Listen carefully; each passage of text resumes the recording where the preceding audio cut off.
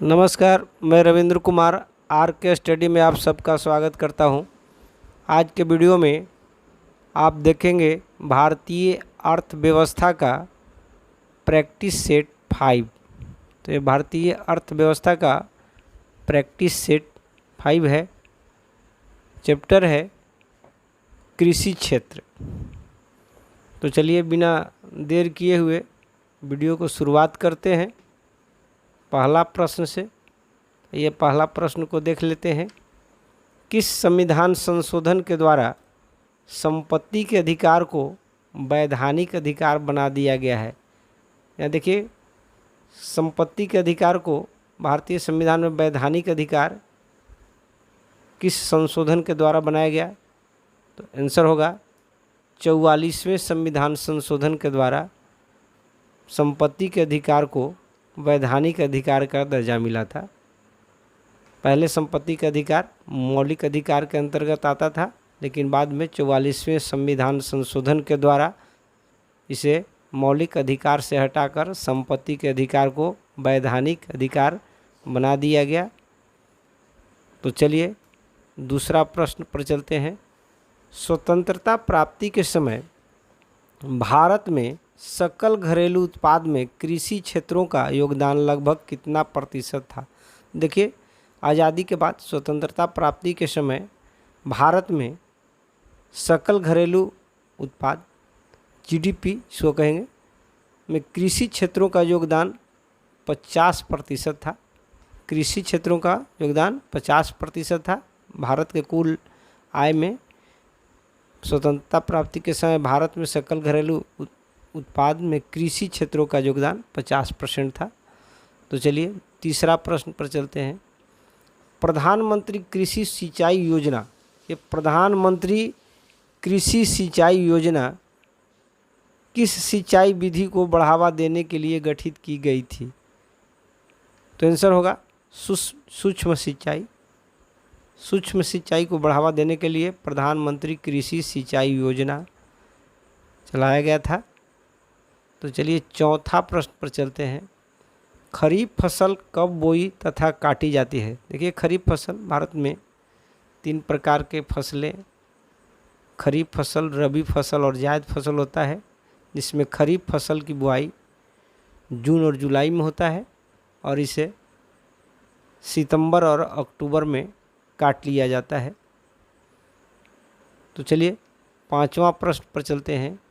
रबी फसल की बुआई तथा कटाई कब तक होती है? तो यहाँ देखिए, रबी फसल की बुआई अक्टूबर नवंबर में किया जाता है और कटाई अप्रैल और मई में कर लिया जाता है। छठा प्रश्न पर चलते हैं। जायद फसल का बुआई तथा कटाई कब तक होती है? तो देखिए, जायद फसल की बुआई मार्च में किया जाता है और कटाई जून में किया जाता है। चलिए सातवां प्रश्न पर चलते हैं। खरीफ फसल कौन कौन से होते हैं? देखिए, खरीफ फसल के अंतर्गत कौन कौन से फसलें हैं? तो आंसर होगा धान। देखिए, खरीफ फसलों में सबसे महत्वपूर्ण फसल धान ही होता है। इसके अलावा देखिए, सोयाबीन, अरहर, तिल, मूंग, उड़द, ये सभी फसल खरीफ फसल के अंतर्गत आते हैं। चलिए आठवां प्रश्न पर चलते हैं। गेहूँ, चना, मटर, सरसों, मसूर तथा राई आदि किस फसल के प्रकार हैं? तो किस प्रकार के फसल हैं? तो ये रबी फसल है, रबी फसल। तो चलिए 9वां प्रश्न पर चलते हैं। राष्ट्रीय बागवानी मिशन की शुरुआत कब की गई?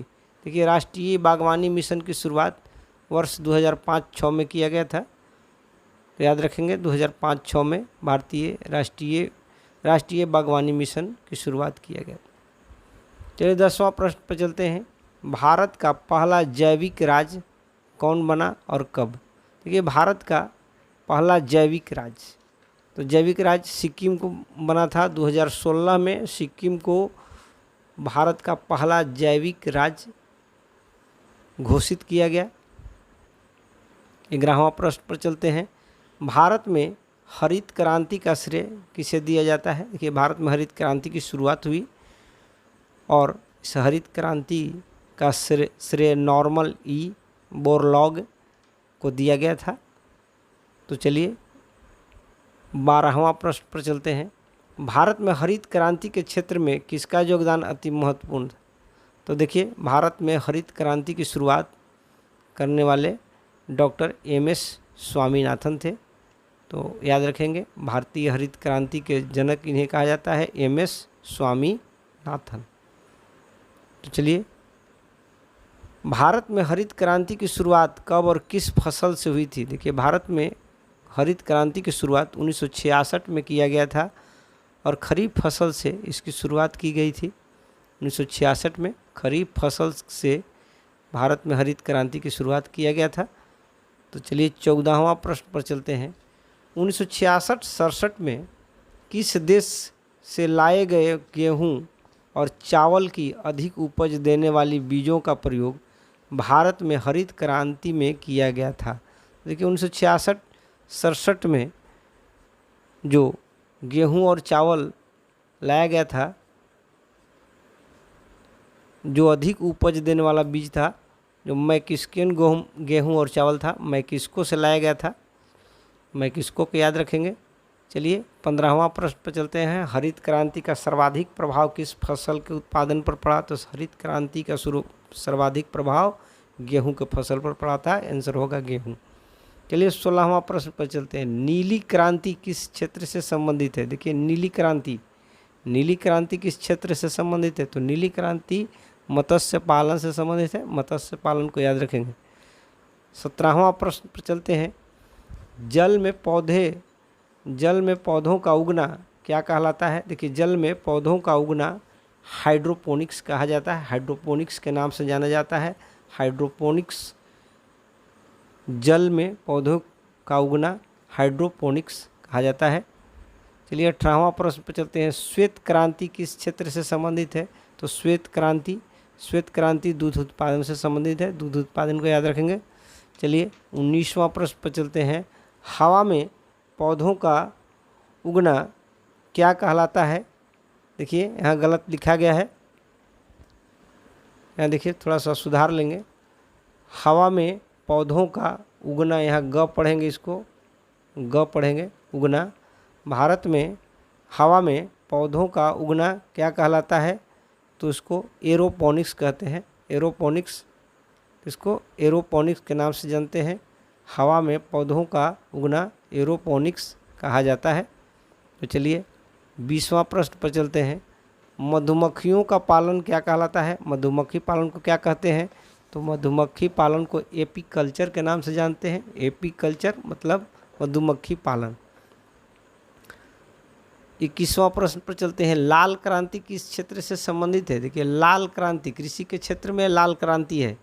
तो कृषि के क्षेत्र में देखिए, लाल क्रांति किस क्षेत्र से संबंधित है? तो ये मांस उत्पादन और टमाटर उत्पादन से संबंधित है लाल क्रांति।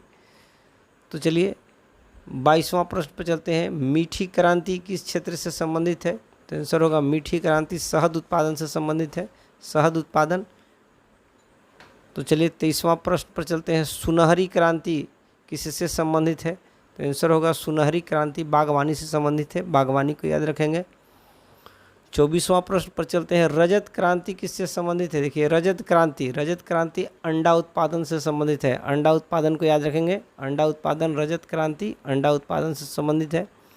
25वां प्रश्न पर चलिए। पीली क्रांति किस फसल के उत्पादन से संबंधित है? कि पीली क्रांति तिलहन उत्पादन, तिलहन मतलब जिससे तेल निकाला जाए उसको तिलहन कहते हैं। तो तिलहन जैसे सरसों, राई, तिल, ये सब जो है तिलहन है।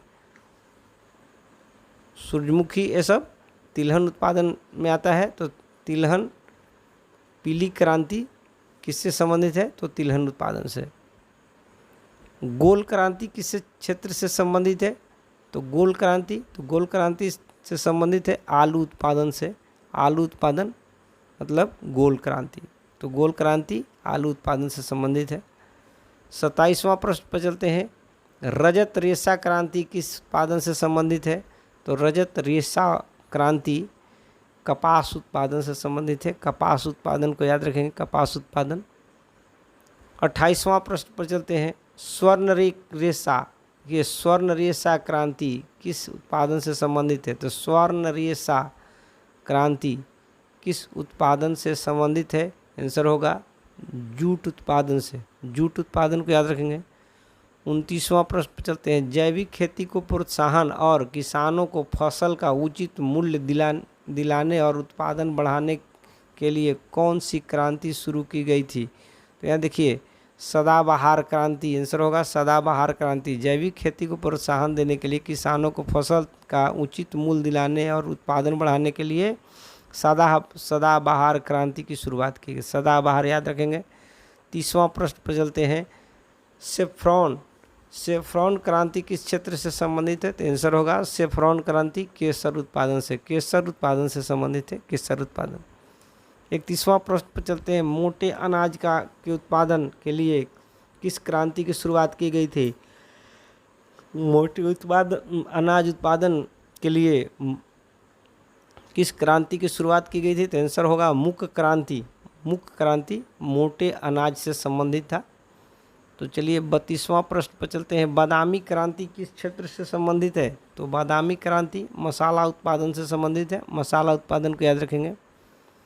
33वां प्रश्न। इंद्रधनुषीय क्रांति किस क्षेत्र से संबंधित है? इंद्रधनुषीय क्रांति, इंद्रधनुषीय क्रांति देखिए आंसर होगा सभी क्षेत्रों में उत्पादन में वृद्धि करने के लिए, सभी क्षेत्रों के उत्पादन में वृद्धि करने के लिए इंद्रधनुषीय क्रांति की शुरुआत की गई। अगला प्रश्न है 34वां प्रश्न। हॉर्टिकल्चर किससे संबंधित है? देखिए हॉर्टिकल्चर बागवानी से संबंधित है, हॉर्टिकल्चर बागवानी से संबंधित है। 35वां प्रश्न। फूलों का उत्पादन क्या कहलाता है? देखिए फूलों का उत्पादन को फ्लोरिकल्चर के नाम से जाना जाता है, फ्लोरिकल्चर। 36वां प्रश्न पर चलिए। सब्जियों का उत्पादन क्या कहलाता है? तो सब्जियों का उत्पादन ओलेरीकल्चर के नाम से जाना जाता है। ओलेरीकल्चर मतलब सब्जी उत्पादन, सब्जियों का उत्पादन को ओलेरीकल्चर के नाम से जाना जाता है। तो चलिए 37वां प्रश्न पर चलते हैं। विटीकल्चर, देखिए विटीकल्चर किससे संबंधित है? तो विटीकल्चर अंगूर की खेती से संबंधित है, आंसर होगा अंगूर की खेती। चलिए 38वां प्रश्न पर चलते हैं। केंचुआ पालन क्या कहलाता है? देखिए केंचुआ पालन करने को क्या कहते हैं? केंचुआ का पालन क्या कहलाता है? तो वर्मी कल्चर के नाम से जाना जाता है। वर्मी कल्चर केंचुआ पालन से संबंधित है, वर्मी कल्चर में केंचुआ का पालन किया जाता है। तो चलिए 39वां प्रश्न पर चलते हैं। रेशम कीट उत्पादन किससे संबंधित है? रेशम कीट उत्पादन, तो देखिए रेशम कीट उत्पादन सेरीकल्चर से संबंधित है, सेरीकल्चर रेशम उत्पादन से संबंधित है।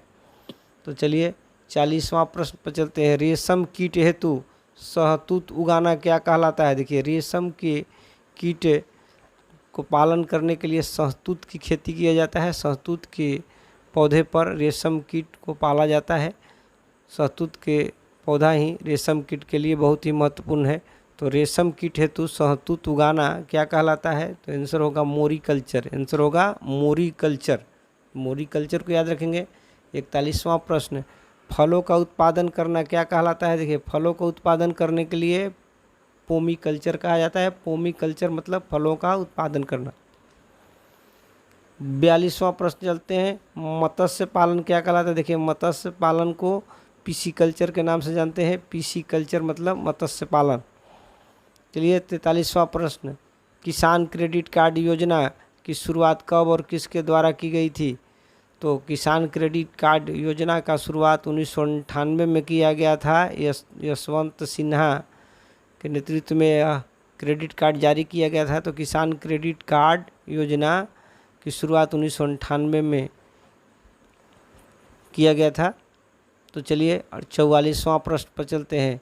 राष्ट्रीय कृषि और ग्रामीण विकास बैंक नाबार्ड, देखिए यहाँ नाबार्ड राष्ट्रीय कृषि और ग्रामीण विकास बैंक जिसे नाबार्ड के नाम से जाना जाता है की स्थापना कब और किस समिति के संस्तुति के आधार पर की गई? तो देखिए नाबार्ड की स्थापना कब और किसके संस्तुति के आधार पर किया गया था? तो आंसर होगा 12 जुलाई 1982 को नाबार्ड की स्थापना किया गया था और शिवरमन सिंह समिति के संस्तुति पर यह नाबार्ड की स्थापना किया गया 12 जुलाई 1982। तो चलिए 45वां प्रश्न पर चलते हैं। भूमि बंधक बैंक या भूमि विकास बैंक का उद्देश्य क्या है? भूमि बंधक बैंक या भूमि विकास बैंक के उद्देश्य क्या है? तो आंसर होगा किसानों को उनकी भूमि को बंधक रखकर दीर्घकालीन ऋण प्रदान करना। किसानों को उनकी भूमि को बंधक रखकर दीर्घकालीन ऋण प्रदान करना। 46वां प्रश्न पर चलते हैं। कृषि लागत एवं मूल्य आयोग, कृषि लागत एवं मूल्य आयोग CACP अस्तित्व में कब आया? तो कृषि लागत एवं मूल्य आयोग अस्तित्व में कब आया? तो आंसर होगा जनवरी 1965, जनवरी 1965 में आया था। चलिए 47वां प्रश्न पर चलते हैं। कृषि लागत एवं मूल्य आयोग CACP के द्वारा कितने कृषि फसलों को न्यूनतम समर्थन मूल्य जारी किया जाता है? देखिए, सरकार साल में 2 बार न्यूनतम समर्थन मूल्य जारी करती है, तो वह 22 कृषि फसलों पर न्यूनतम समर्थन मूल्य जारी किया जाता है। तो 22 फसलों को याद रखेंगे, 22 प्रकार के कृषि फसलों पर सरकार वर्ष में 2 बार न्यूनतम समर्थन मूल्य जारी करती है।